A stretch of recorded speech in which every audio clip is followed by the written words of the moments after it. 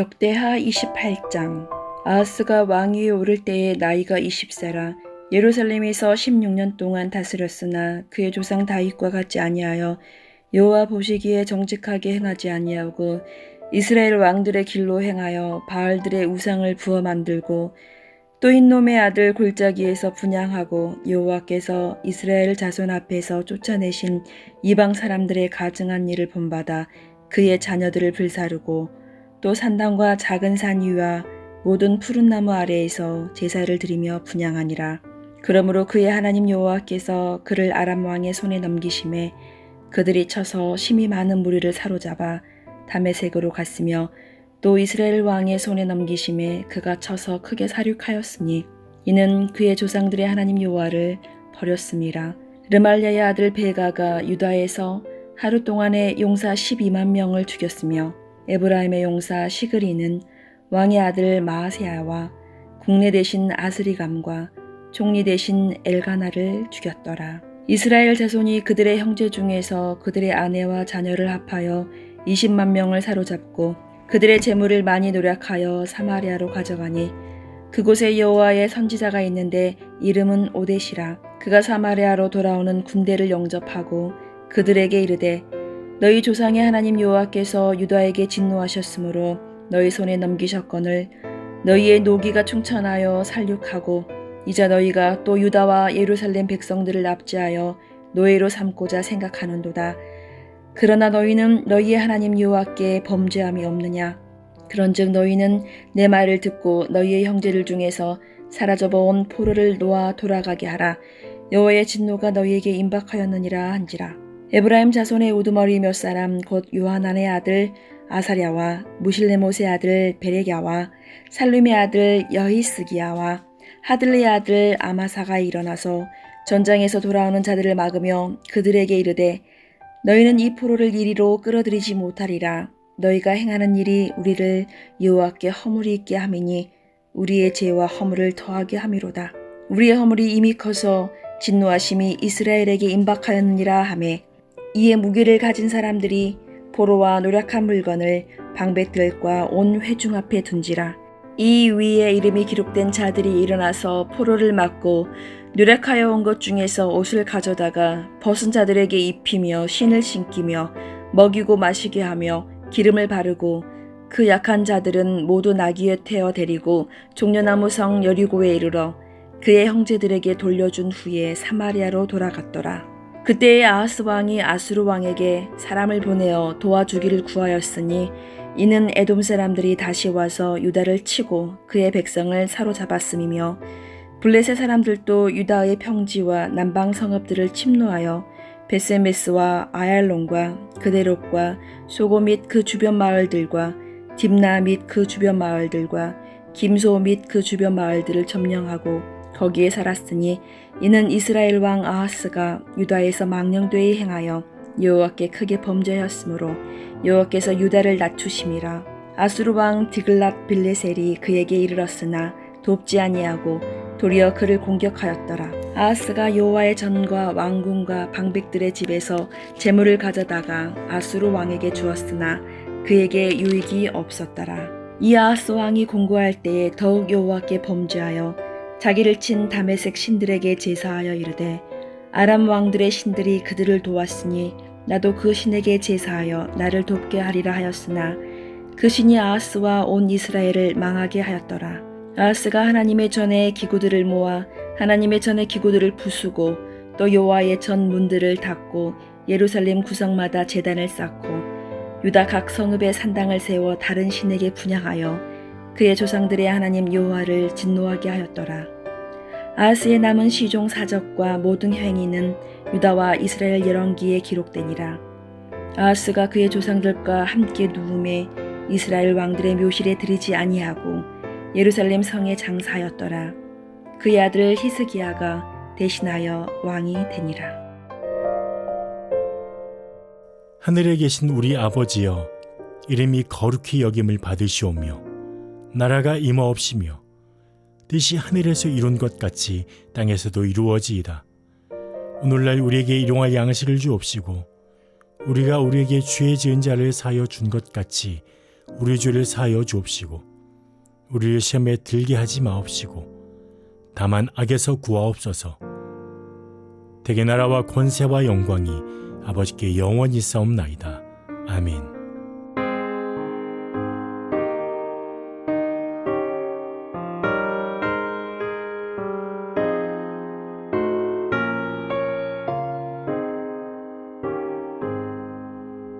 나의 생명 드리니 주여 받아주셔서 세상 살아갈 동안 찬송하게 하소서. 손과 발을 드리니 주여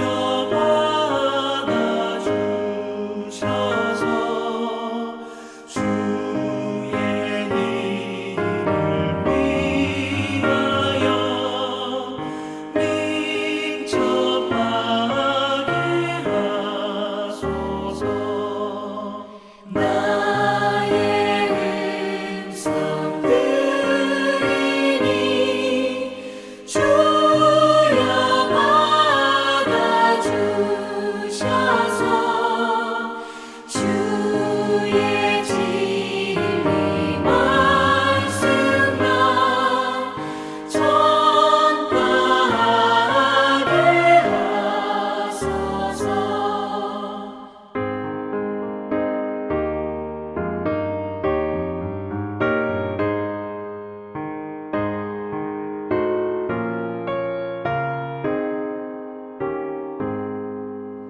나의 모아 드리니 주여 받아주셔서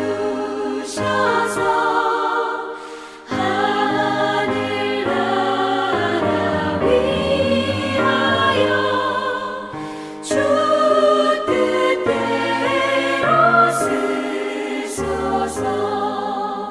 나의 시간 드리니 주여 받아주셔서 평생토록 주 위에 봉사하게 하소서.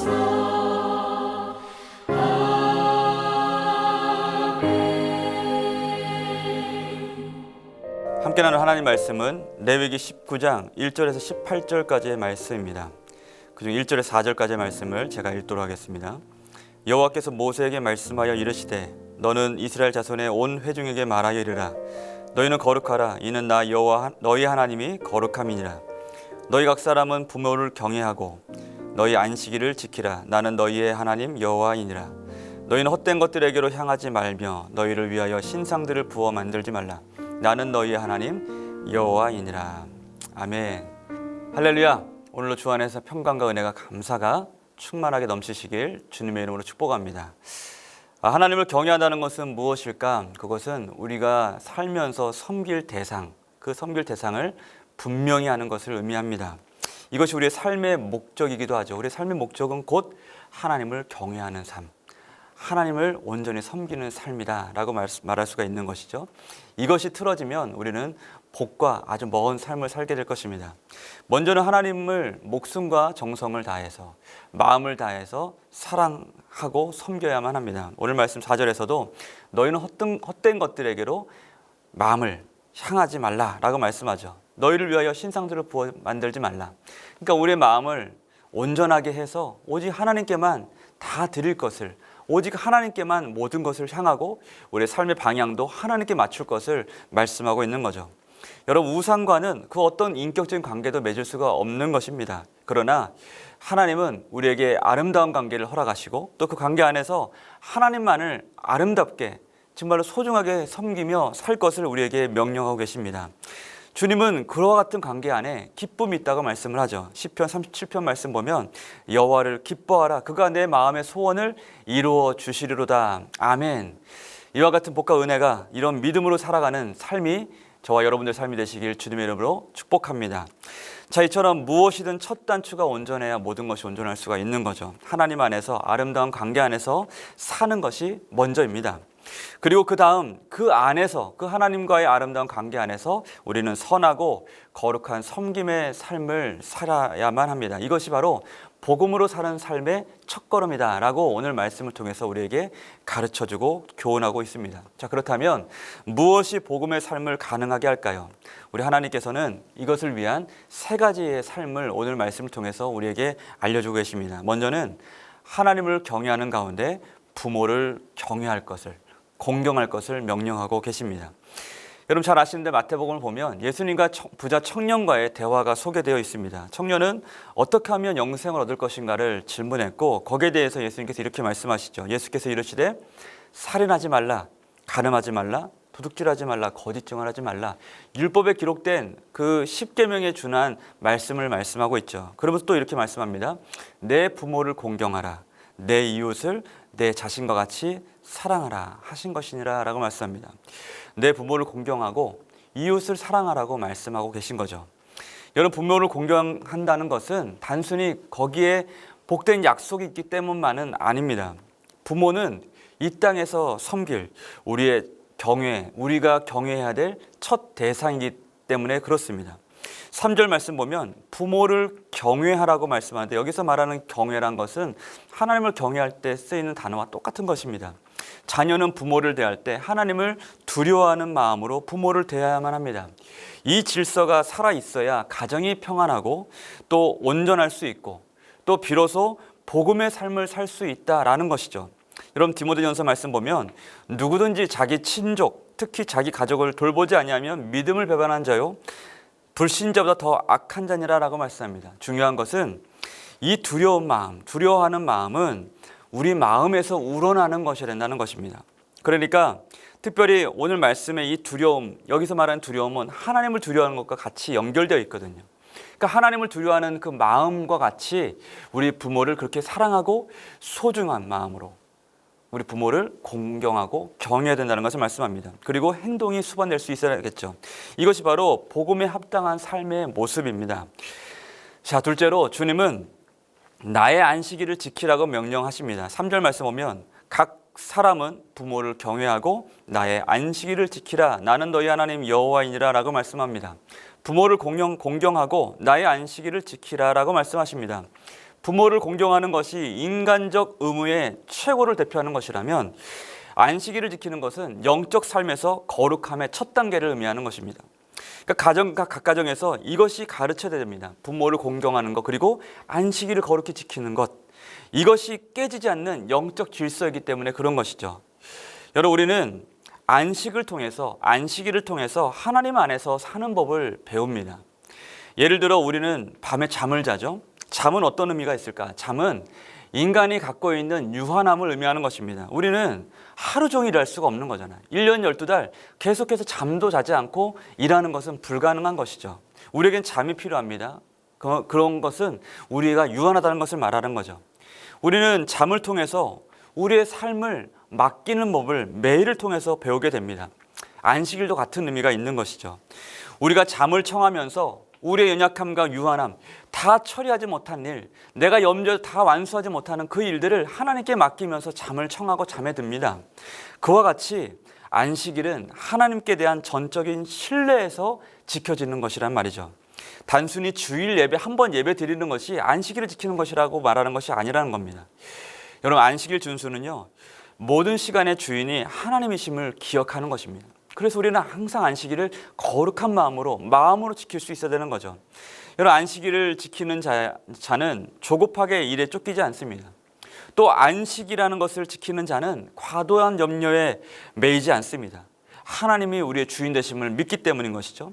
그 믿음 안에는 평안히 쉬는 그 삶이 보장되어 있습니다. 때문에 안식을 지키지 못하는 삶은 절대로 복음의 삶을 살 수가 없는 것입니다. 거기에 온전한 믿음이 있기 때문인 것이죠. 그럼에도 불구하고 이 땅의 많은 사람들은 이 안식을 갈구하면서도 안식하지 못합니다. 믿지 못하기 때문에 그런 거죠. 하나님 외에 다른 안식처를 찾기를 참 분주하게 살아갑니다. 또 그분을 즐거워하지 못합니다. 여러분, 이 믿음과 은혜가 우리 가운데 회복될 때 진정한 삶의 모든 것들이, 모든 질서가 온전해질 줄로 믿습니다. 진정한 안식을 회복하는 저와 여러분 되시길 바랍니다. 마지막으로 주님은 이웃과의 아름다운 관계 안에서 섬기는 삶을 살 것을 우리에게 명령하고 계십니다. 먼저는 넉넉한 삶으로 나눈 삶을 살 수 있어야만 합니다. 5절에서 8절까지의 말씀을 보면 화목제의 규례가 나오는데, 이 화목제는 레위기에서 소개된 제사 중에서 유일하게 백성들이 그 제물을 먹을 수 있었습니다. 그런데 무엇을 명령하시나요? 그 제물을 이튿날까지 먹고 3일까지 남겨두지 말 것을 명령하죠.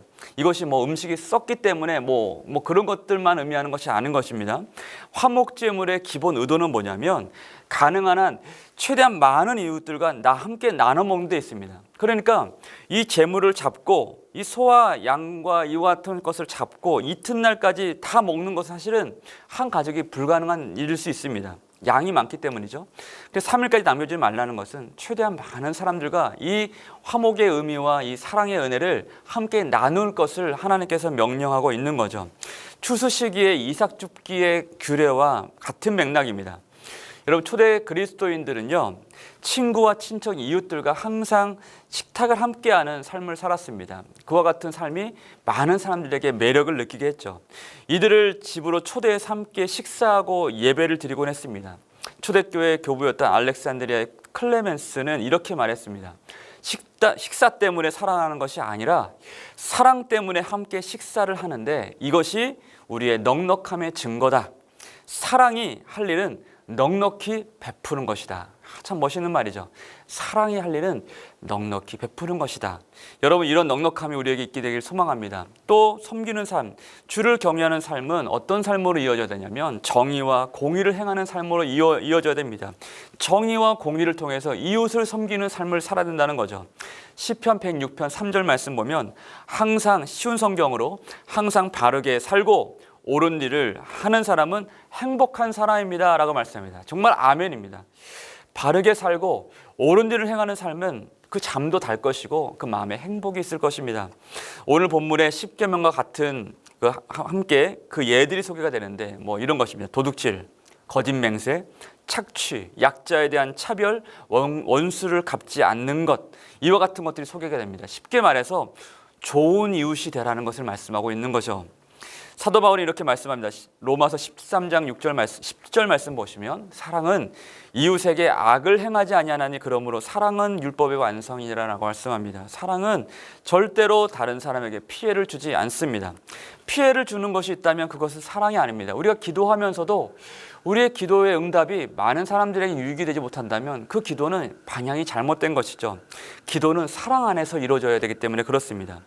이 시대는 정말 나만 생각하며 사는 삶이 아닌가 생각이 듭니다. 요즘 시대에 젊은 세대들도 많은 사람들이 얘기를 하는데 그러기도 하고 또 나라들을 봐도 그렇고 국제 정세를 봐도 그렇고 우리 자신을 봐도 그렇고 정말 나만 생각하고 사는 것 같습니다. 인간의 죄악된 본성이 얼마나 이기적인지를 철저히 깨닫게 됩니다. 자신들의 욕망을 위해서 남을 희생시키고 그 죄를 덮기 위해서 거짓을 일삼고 자기 이익을 위해 무자비한 착취와 노략과 차별이 여기저기서 자행되고 있습니다. 여러분, 그럼에도 불구하고 이 세상을 밝히는 빛은 여전히 존재합니다. 그것은 그리스도의 이름으로 복음으로 사는 자들이 빛으로 이 땅 가운데 존재하기 때문이죠. 바로 저와 여러분이 그와 같은 삶을 살아야 될 줄로 믿습니다. 특별히 오늘 본문을 보면 하나의 내용이 소개될 때마다 후렴구처럼 등장하는 문장이 있는데 나는 여호와이니라 라는 말씀입니다. 나는 여호와이니라. 우리의 사명은 이 땅에 하나님을 하나님 되게 하는 것이죠. 하나님의 영광을 회복하는데 우리의 부르심과 사명이 있습니다. 여기에 우리의 삶이 맞춰지기를 소망합니다. 사랑과 공의, 공평과 정의가 사라져가는 이 시대 가운데 하나님을 알게 해야 합니다. 사도 바울은 이렇게 권면하죠.